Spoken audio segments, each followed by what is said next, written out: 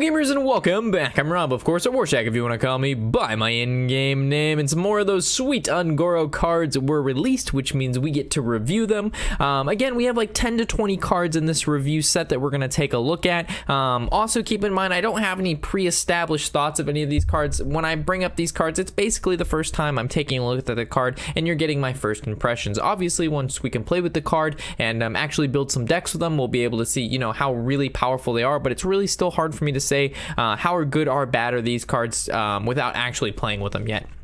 So without further ado, we're going to go talk about the Small Raptor. Again, we talk about the class-specific cards first, this time starting with Hunter, and then we end in the neutral cards, and it should be good. So, a 1-drop, 2/1 Small Raptor Death Rattle, summon a 4/3 Raptor in your deck. As we've seen in the previous episode, the Raptor Legendary Quest is play X amount, I think 7 or 6 1-drops. So obviously the Small Raptor fits right inside where that Legendary Quest wants you to do.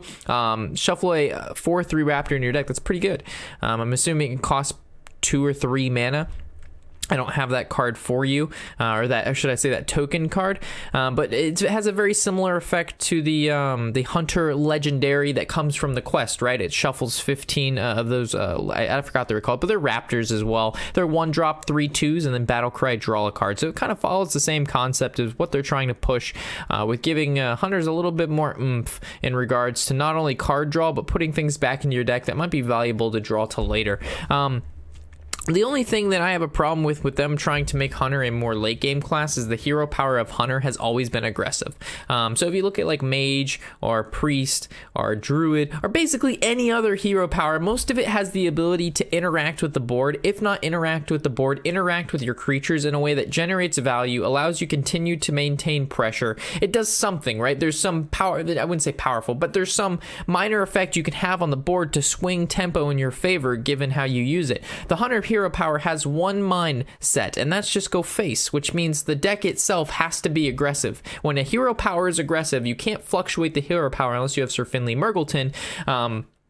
But as we know, I believe he's rotating out. So we don't have the ability to change the Hunter hero power to something else, which could be a good way to give the ability, give the ability to last longer to a Hunter. Because again, the Hunter hero power is pushing you to do damage, and that's all it's meant to do. You can't ping something for one, you don't gain armor, you can't heal your creatures, you can't gain a weapon to start clearing the board. So I don't know how good, successful late game Hunter decks will be, especially like a Death Rattle Hunter, because again, it's not a class that's normally been able to control very well. It's just like at that point, why not just play a control deck that's built to do that? And that's always been Hunter's weak point. Is the only Hunter that we've ever seen is aggressive base Hunter or mid-range Hunter with aggressive tendencies. But I've said that a million times when referring to Hunter cards. So the next card we're going to take a look at is the 2-drop, 3/2 Crackling Razor Maw Battle Cry. Adapt a Friendly Beast. So obviously the adapt mechanic being extremely flexible, giving you 3 options similar to Discover, and then there's 9 adapt options in total. So you have pretty good chance you're going to get an adapt that may fit the situation you're looking for. Adapting a friendly beast does give it the requirements of having something. So it's not like you would play a 1-drop creature and then always expect to play this on turn 2 and have a friendly beast on board, because that would you'd have to have a friendly beast on board, which means you have to draw the 1-drop, and then it has to live long enough for this to hit it. So obviously this is something like a turn 3 or turn 4 play when you can combo it with either another 2-drop or a 1-drop. It'll probably be a 1 of, or maybe a 2 of, I don't know. We'll have to see where the Hunter stands and what 2-drops they need, because they are losing quite a bit with Quick Shot and all that stuff. And the King's Elec and things of that nature. So this actually might be a 2 of in the Hunter, given the fact that they're losing quite a bit. And it is a powerful card. It's just the fact that it does require you to have a beast, and not always do you have a beast. It makes for a really bad top deck, and it makes for not the most powerful turn 2 play if you don't have the beast, like I've mentioned. The 3-drop, 3/3 Terror Scale Stalker Battle Cry, trigger a friendly minion's Death Rattle. So this is definitely going to be a 2 of, I believe, in the Hunter deck. It doesn't count as a beast, so maybe it's a 1 of. But as we've seen before, Princess Huntarian, I wish I would have got the card. I didn't take a look at this beforehand, or I would have had the card ready to pop up. But it's the old Hunter Legendary. It was, I believe, a 5-mana, 6/5, and it had a Battle Cry of trigger friendly minion's Death Rattle. Exactly the same text as what this card says here. It was 2 mana more and was a 6/5 in stats. So, and that card saw no play.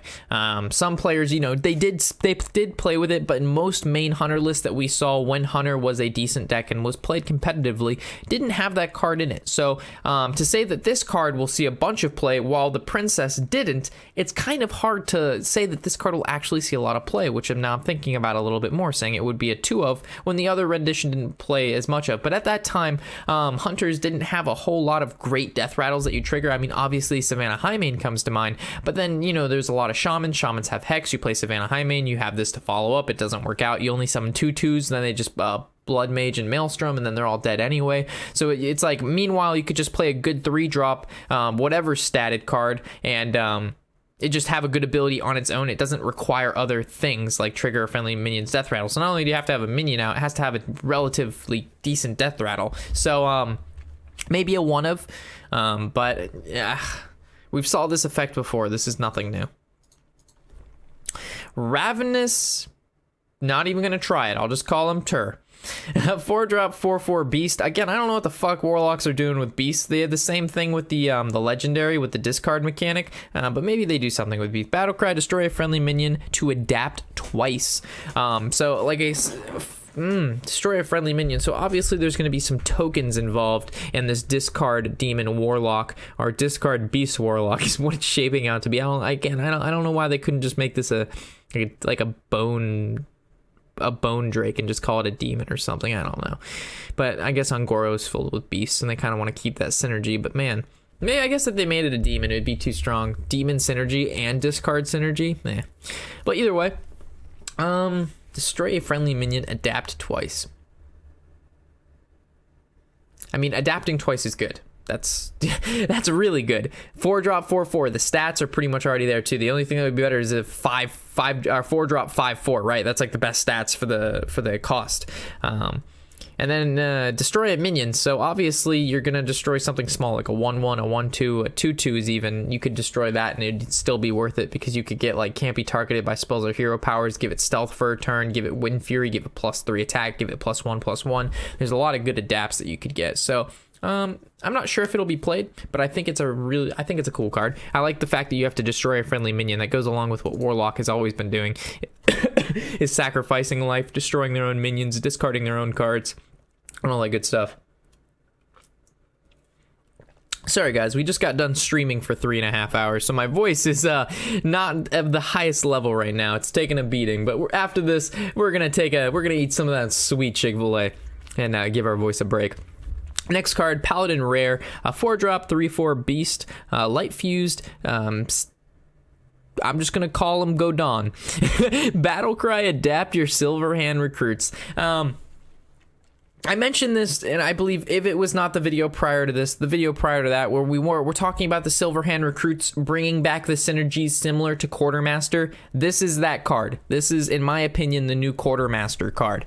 Battlecry, adapt your Silverhand recruits. Now, we've seen the 1 mana summon 2 Silverhand recruits. If we see one more Silverhand recruit generating card that costs anywhere between 3 to 4 mana, not including the 5 mana one that's going to summon 5. There's currently a one that's 5 mana, summon 5 Silverhand recruits. But that's too much mana. You can't on turn 5 play that and then turn 6 hero power light fuse this guy. That's not going to happen as much, because that's a shit ton of mana, and all they have to do is Whirlwind, Ravaging Ghoul, Maelstrom Portal. There's a list of items that you get fucked. But you know, turn 5, summon 2, give them both buffs. That's worth it. You know, turn 7 or 6, you 2 mana, summon 3 of them, do this, and then you got yourselves a little party going on there. So definitely, in whatever mid-range adapt Paladin, this is a 2 of, hands down. It's gonna be a 2 of. I'm feeling it. That's a card I think. I like adapt on Silverhand recruits. Man, give them all Divine Shield, give them all +3 attack, give them all Wind Fury. I guess that's pointless. It's just I feel it. Give them all +1/+1, which is basically a lesser Quartermaster. Yeah. The next card is going to be the legendary quest for Paladin. The last, I'm not even going to try. Let's just call it the last core sore. The 1 mana, cast 6 spells on your minions and you get a Glavadon. Glavadon sounds like a pretty powerful guy. Hey Rob, do you have that picture? Oof, indeed I do. So this is going to be hip, it's going to be hop, it's going to be now. What is it? Well, bam, it's Glavdon. This guy is a 5-mana, 5/5 beast, Battlecry, adapt 5 times. But first, I guess I got too hyped, right? Let's go back and take a look at this quest. Cast 6 spells on your minions. So this can be Blessings of Kings, Blessings of Might. There's a silver, I think it's like Silverwind Portal or something like the Silver Moon Portal. You know, it's a 2-mana or 3-mana, give your guy +2/+2, and then summon that's actually a 4-mana, give your guy +2/+2, summon a random 2-drop, things like that. Just targetable things, not your whole board gets adapt. That's not targeting a single minion. Blessings of King, you point it on a creature and it buffs it. That's what this needs. So Battlecry, adapt 5 times. I don't have the example brought up for you, but maybe on the side while I'm talking I'll bring it up sometime. Actually, I might have it right here. Here it is. So here's an example. That came in so clutch. I didn't expect that to be so easy. So here's a sweet example of what this guy could turn into. I'm gonna do one step further to increase production value by like 10-fold. We've got the collapse animation going in here, so we could even let's change that. It's like Rob had it out the whole time. Let me give you an example of what this adapt 5 times looks like. It'll be somewhere right there. That's what I'm talking about. Production, 100%. You're welcome. Divine Shield, Stealth, can't be targeted by spells or hero powers, and it's a 6/9. So this is like an example of what the adapt 5 times could turn this guy into. As you can see, it's a very powerful minion. 5 mana, 6/9. Stats are there. Divine Shield, that's annoying. Stealth can't even be targeted, and then it can't even be targeted by spells or hero powers. So they can't polymorph it, they can't fireball it, they cannot pyroblast it, they cannot Firelance Portal it. They have to swing their minions into this to kill this creature, unless they have cards like Twisting Nether, Volcano, things that deal direct damage to the board themselves without dealing damage to a creature. So very powerful stuff there. Very, very powerful. Let me go up here and go back to which one's this? There we go. And then this goes there. All right. So let's go to the next card, which I got. Oh, I think it's this one. Yeah, buddy. Let me make sure. Yep. All right. Warrior Legendary. Big stuff here. Big dino. 9-drop, 9/7 beast. King Mosh. Battlecry, I got that name right. Battlecry, destroy all damaged minions. Posted this on the Instagram page, got a lot of feedback, and basically it was all the same. Hey Rob, 10 mana, you play Whirlwind and then you play King Mosh. 10 mana, field, clear. Including your own minions, by the way. Every expansion for a while, they've been releasing these shitty warrior legendaries. Last expansion, they released the 2 mana, 2/2, give all your weapons in your deck +1 attack. Shitty. The expansion before that, I can't even remember the legendary. It must have been really bad, but it was really bad. I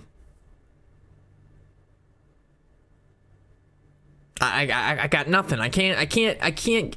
Whirlwind King Mosh doesn't give me that warm and cuddly. Why not just play 2 brawls? Like, it's completely useless in aggro matchups. It's almost completely useless in mid-range matchups. It requires you to have another card, and it has the potential to kill your minions. So even if you have this combination, it's turn 10, you've got 2 creatures on board, your opponent has 5. What do you swing in with your 2 minions and play King Mosh, or you could just swing in, play Brawl, and then have 5 mana left over, and it didn't have to sit in your hand all game, and it didn't require you to have a Whirlwind specifically saved for this guy. Like, just play, if you really want to that bad, just play Sleep with the Fishes or something like that. I think this guy is absolute trash. Like, it is sad that this is the Warrior Legendary. I'm pretty fucking disappointed. I'm pretty disappointed, guys, if I didn't mention that. The next card is some card I think is absolutely fucking broken, in my opinion. I don't think this card should be in the game, and we'll cover it in a second. And I'll tell you, I don't have any backup to why I want it out of. We'll talk about the card. 3 mana, Spirit Echo. Give your minions Death Rattle.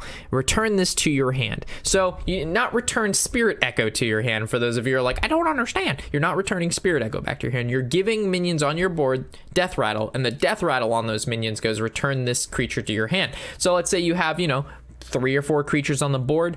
Those creatures already have Death Rattle, or so you've used their Battle Cry already, so you've played Eye of Blackpaw, you've played Jade Spirit, something like that. You follow that up with Spirit Echo, they die, they return to your hand. And Thys reviewed this card, and his point was it could be found in maybe a value sort of deck, a control deck, wanting to, you know, play a sizable amount of minions, very powerful abilities. You follow it up with Spirit Echo. You don't really have to worry about drawing cards in your deck because you're just generating cards off of the board. It only costs 3 mana, so it's very, very flexible towards the middle game where you have anywhere between, you know, 6 to 8 mana is where I'm assuming you're going to play this, unless you have more mana, which is cool too. But as of now, the games don't really last that long, so this card wouldn't be that viable. But assuming, based on the cards we've seen released, the mid-range to control meta, it looks like it could be coming back based on, like I said, the cards that were released and kind of the direction of those cards. And a card like this in Shaman, I mean, Shaman already has really powerful cards. A lot of them are cycling out, which is why I think they printed something like this to push more control-based Shaman, because I think this fits better in a more mid-range to control than aggro. His point was, you know, with aggressive-based decks, you throw up on the board, you give them everything you got, you basically counteract that with Azure Drake right now to draw, and cards like Mana Tide Totem to hopefully live to draw, but you don't really have to draw if you have 5 creatures on the board or 4 creatures on the board, and you just Spirit Echo, and all of them get to come back to your hand. Granted, you have to use the mana to resummon them, but on top of that, they're going to have their current death rattles and or battle cries trigger yet again to summon not only maybe more Jade Golems, but to produce more value at that. When I first saw this, I kind of thought of duplicate. Not that it's a secret, but the fact that you're kind of duplicizing, you're creating another one of your creatures, and that was rotated out, and that was a really core part of a lot of control-based decks and a lot of combo-based decks that required you to have multiple minions that you would not normally be able to have because you can only run 2 of. So this kind of goes against those rules and regulations. So we'll see how that turns out. I don't like the card. I mean, I'm sure I'll test it, and I'm sure we'll have fun with it, but I don't like it. I think it's one of those cards where if this card pops up and it's in a really powerful deck that's either aggro or control and it's fucking annoying as shit, we're gonna have to play Priest and play double Mass Dispel or something. And it's gonna be one of those, if you have Mass Dispel, you don't get wrecked, and if you do, you get wrecked less. Thunder Lizard! 3 mana, 3/3 beast. Battlecry, if you played an elemental last turn, adapt. So obviously a 3 mana 3/3, not very overwhelming. You turn it into adapt, so it's a 3 mana 4/4. Could be a 3 mana 6/3. Could be stealthy, could be untargetable. So obviously with adapt, it makes it worth playing, kind of. Without adapt, it's not that great. 5 mana 4/5 elemental. Ooh, elemental. Battlecry, if you played an elemental last turn, discover an elemental. That's really good. This is a really good card. This is going to be a 2 of in every elemental deck. It's basically the Netherspite historian of the other elementals. So instead of having a dragon in your hand, just play an elemental the turn before, which has been their whole, you know, bing bang boosh. And most of the elementals, they either create more elementals or they are huge and they require you to play an elemental a turn before. And what it's looking like is this whole elemental thing is going to turn into an elemental train, because everything that's elemental has elemental stuff. So if you play Servant of this, turn 6, you just play another elemental, and because this is an elemental, you get that elemental, and it's just elemental craziness. Everything's elemental. You're an elemental. You're an elemental. Look under your seats, everybody. Everybody gets an elemental. Hemet Jungle Hunter. 6-drop, 6/6 Battlecry. Destroy all cards in your deck that cost 3 or less. The review on this card was basically you can play it, and then you don't have to worry about top decking any low cost creature because it basically got rid of them from your deck. Currently, I don't think this is that viable because a lot of the 3 or less cards in your deck are spells, and those spells remove big creatures. Off the top of my head, Execute, Shield Slam, Shadow Word Death, Shadow Word Pain, Frostbolts. I mean, I guess Polymorph and Fireball aren't affected, but it's just like a lot of the low mana spells can deal with high mana creatures. Hex, you get rid of both your hexes in your deck. Granted, you will get rid of, like, if you run a very, I don't understand this card. I understand the card, but I don't see the purpose of using him. I mean, he's cool. He's buff as shit. He looks kind of, I mean, he's a raptor as a, like, you know, look at his helmet. I mean, he's seen some shit and he's done some stuff and he's ready to fucking tango, but he's not going in my deck. Volcanosaur, so 7 mana, 5/6 battle cry, adapt, and then adapt. So he's adapt twice.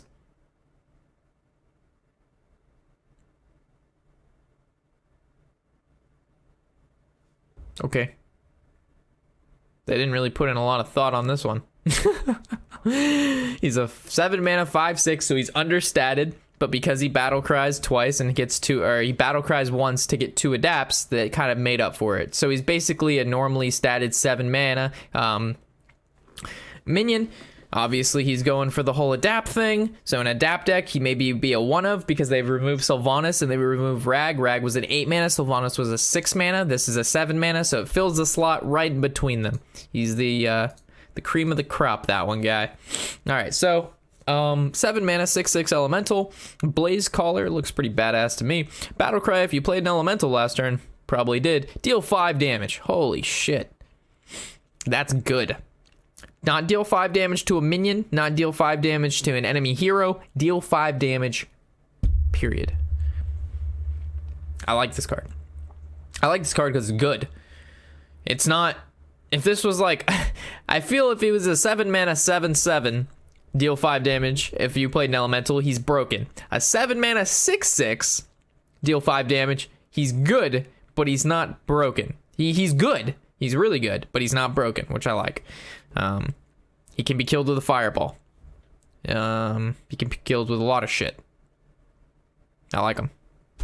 We needed some good elementals that actually did some stuff to the board state immediately. All the elemental stuff we've seen thus far either generates more elementals or does, like, generates creatures on the board. It doesn't actively deal with shit. And the problem is, I don't want to say the problem because I have no idea what the fucking problem is. We haven't even played with these cards. But stuff like Rag and Sylvanas, they made your opponent play differently. Cards that just make more minions, your opponent's going to play differently, but they don't have to interact around it. Like, if you play Sylvanas, sometimes it fucks up your opponent's complete game plan because they plan to just play more minions and they don't want you to take their minions. And let's say they don't have a Hex or a Polymorph, all of a sudden they're either just not playing anything or they're just scattering or trying to find something, and they're playing very, very, I don't want to say poorly, but not efficiently to deal with your play. Ragnaros gets the effect immediately. You deal 8 damage. He throws out that fireball. It fucks up whatever it hits. We've yet to see that with any of these new cards. That could be something they done on purpose, or just because the whole kit of the elemental, but this is the first thing we've seen so far that actively does something to a creature or a person the second it comes out, which I think is important for tempo swing purposes. Oh, that's Glavin. Is that our last card? Holy moly mackerel, that went fast. I guess I'll leave it up there in response to it being our last card. Well, as always, guys, hopefully you've enjoyed. If I left anything out, or if you would like to add on to any of these cards that I've mentioned, feel free to leave your responses and feedback in the comment section below, which I definitely enjoy reading, and I try to respond back to each and every one of you with as much as I can, as fast as I can. So as always, I will catch you in the next episode, or I should say a review. I'm Warshak, and happy whatever the hell day it is.